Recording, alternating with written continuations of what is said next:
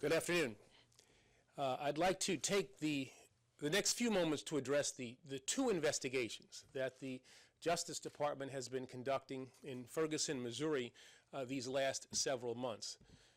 The matter that we are here to discuss is significant, not only because of the conclusions that the Justice Department is announcing today, but also because of the broader conversation and the initiatives that those conversations have inspired across the country on both the local and the national level. Now, those initiatives have included extensive and vital efforts to examine the causes of misunderstanding and mistrust between law enforcement officers and the communities that they serve, to support and strengthen our public safety institutions as a whole, and to rebuild confidence wherever it has eroded. Now, nearly 7 months have passed since the shooting death of 18-year-old Michael Brown in Ferguson, Missouri. That tragic incident provoked widespread demonstrations and stirred really strong emotions from those in the Ferguson area and around our nation. It also prompted a federal investigation by the United States Department of Justice with the criminal section of our Civil Rights Division, the United States Attorney's Office for the Eastern District of Missouri, as well as the FBI, seeking to determine whether this shooting violated federal civil rights law. Now, the promise that I made when I went to Ferguson, and at the time that we launched our investigation, was not that we would arrive at a particular outcome, but rather that we would pursue the facts wherever they led. Our investigation has been both fair and rigorous from the start. It has proceeded independently of the local investigation that concluded in November, and it has been thorough. As part of a wide-ranging examination of the evidence, federal investigators interviewed and re-interviewed eyewitnesses and other individuals claiming to have relevant information, and independently canvassed more than 300 residences to locate and to interview additional witnesses. This morning, the Justice Department announced the conclusion of our investigation and released a comprehensive 87-page report documenting our findings and our conclusions that the facts do not support the filing of criminal charges against Officer Darren Wilson in this case. Michael Brown's death, though a tragedy, did not involve prosecutable conduct on the part of Officer Wilson. Now, this conclusion represents the sound, considered, and independent judgment of the expert career prosecutors within the Department of Justice. I have been personally briefed on multiple occasions about these findings. I concur with the investigative team's judgment and the determination about our inability to meet the required federal standard. Now, this outcome is supported by the facts that we have found, but I also know that these findings may not be consistent with some people's expectations. To all those who have closely followed this case and who have engaged in the important national dialogue that it has inspired, I urge you to read this report in full. Now, I recognize that the findings in our report may leave some to wonder how the department's findings can differ so sharply from some of the initial widely reported accounts of what transpired.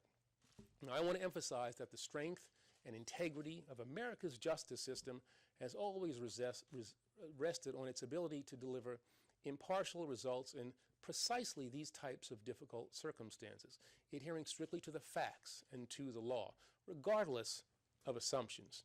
Yet it remains not only valid, but essential to question how such a strong alternative version of events was able to take hold so swiftly and to be accepted so readily. Now, a possible explanation for this discrepancy was uncovered during the course of our second federal investigation, conducted by the Civil Rights Division, to determine whether Ferguson police officials have engaged in a widespread pattern or practice of violations of the United States Constitution or federal law.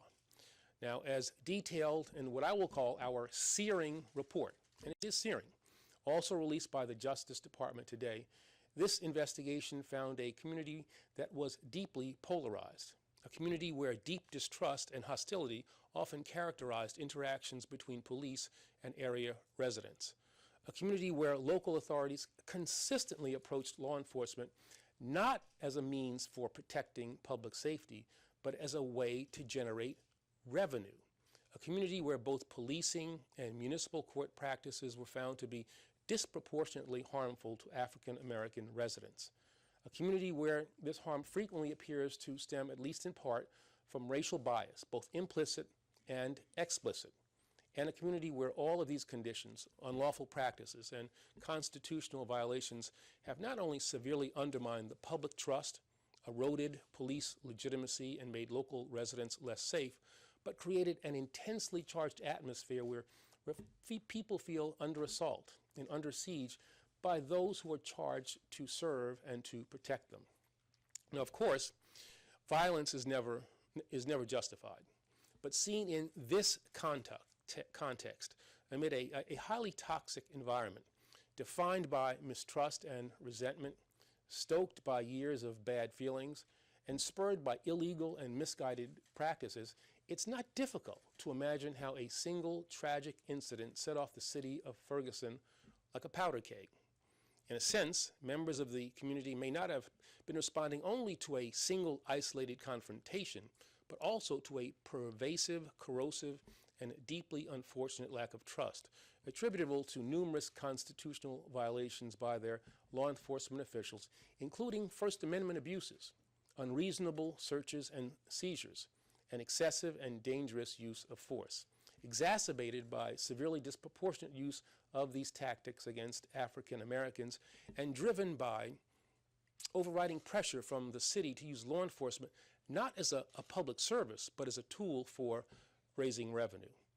Now, according to our investigation, this emphasis on revenue generation through policing has fostered unconstitutional practices or practices that contribute to constitutional violations at nearly every level of Ferguson's law enforcement system.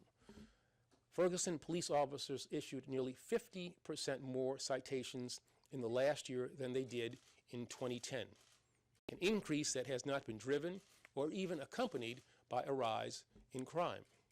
As a result of this excessive reliance on ticketing, today the city generates a significant amount of revenue from the enforcement of code provisions. Along with taxes and other revenue streams in 2010, the city collected over $1.3 million in fines and fees collected by the court. For fiscal year 2015, Ferguson's city budget anticipates the revenues to exceed $3 million, more than double the total from just 5 years prior. Our review of the evidence and our conversations with police officers have shown that significant pressure is brought to bear on law enforcement personnel to deliver on these revenue increases. Once the system is primed for maximizing revenue, starting with fines and fine enforcement, the city relies on the police force to serve essentially as a collection agency for the municipal court, rather than as a law enforcement entity focused primarily on maintaining and promoting public safety. And a wide variety of tactics, including disciplinary measures, are used to ensure certain levels of ticketing by individual officers, regardless of public safety needs. As a result, it has become commonplace in Ferguson for officers to charge multiple violations for the same conduct. 3 or 4 charges for a single stop is considered fairly routine. Some officers even compete to see who can issue the largest number of citations during a single stop, a total that in at least one instance rose as high as 14. And we have observed that even minor code violations can sometimes result in multiple arrests, jail time, and payments that exceed the cost of the original ticket many times over. Now, for example, in 2007, one woman received 2 parking tickets that together totaled $152. To date, she has paid $550 in fines and fees to the city of Ferguson. She has been arrested twice for having unpaid tickets, and she has spent 6 days in jail. Yet today, she still inexplicably owes Ferguson $541. And her story is only one of dozens of similar accounts that our investigation uncovered. Now, over time, it's clear that this culture of enforcement actions being disconnected from the public safety needs of the community, and often to the detriment of community residents, has given rise to a disturbing and unconstitutional pattern or practice. Our investigation showed that Ferguson police officers routinely violate the Fourth Amendment in stopping people without reasonable suspicion, arresting them without probable cause, and using unreasonable force against them. According to the police department's own records, its officers frequently infringe on residents' First Amendment rights. They interfere with the right to record police activities, and they make enforcement decisions based on the way individuals express themselves. Now, many of these constitutional violations have become routine. Now, for instance, even though it's illegal for police officers to detain a person, even briefly, without a reasonable suspicion, it's become common practice for officers in Ferguson to stop pedestrians and to request identification for no reason at all. And even in cases where police encounters start off as constitutionally defensible, we found that they frequently and rapidly escalate and end up blatantly and unnecessarily crossing the line. During the summer of 2012, one Ferguson police officer detained a 32-year-old African-American man who had just finished playing basketball at a park. The officer approached the man while he was sitting in his car and he was resting. The car's windows appeared to be more heavily tinted than Ferguson's code allowed, so the officer did have legitimate grounds to question him. But with no apparent justification, the officer proceeded to accuse the man of being a pedophile. He prohibited the man from using his cell phone and ordered him to get out of his car for a pat-down search, even though he had no reason to suspect that the man was armed. And when the man objected, citing his constitutional rights, the police officer drew his service weapon, pointed it at the man's head, and arrested him on 8 different counts. Now, this arrest caused the man to lose his job. Unfortunately, this event appears to have been anything but an isolated incident. Our investigation showed that members of Ferguson's police force frequently escalate rather than diffuse tensions with the residents that they encounter. And such actions are sometimes accompanied by First Amendment violations, including arresting people for talking back to officers, for recording their public activities, or engaging in other conduct that is constitutionally protected. This behavior not only exacerbates tensions in its own right, it has the effect of stifling community confidence that is absolutely vital for effective policing. And this in turn deepens the widespread distrust provoked by the department's other unconstitutional exercises of police power, none of which is more harmful than its pattern of excessive force. Now, among the incidents of excessive force discovered by our comprehensive review, some resulted from stops or arrests that had no legal basis to begin with. Others were punitive or retaliatory in nature. The police department's routine use of tasers was found to be not merely unconstitutional, but abusive and dangerous. Records showed a really disturbing history of using unnecessary force against people with mental illness. And our findings indicated that the overwhelming majority of force, almost 90%, is directed against African Americans. Now, this deeply alarming statistic points to one of the most pernicious aspects of the conduct that our investigation uncovered, that these policing practices disproportionately harm African American residents. In fact, our review of the evidence found no alternative explanation for the disproportionate impact on African American residents other than implicit and explicit racial bias. No other basis.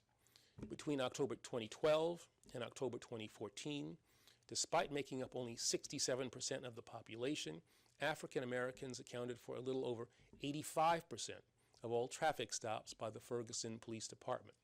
African Americans were twice as likely as white residents to be searched during a routine traffic stop, even though they were 26% less likely to carry contraband. Between October 2012 and July 2014, 35 black individuals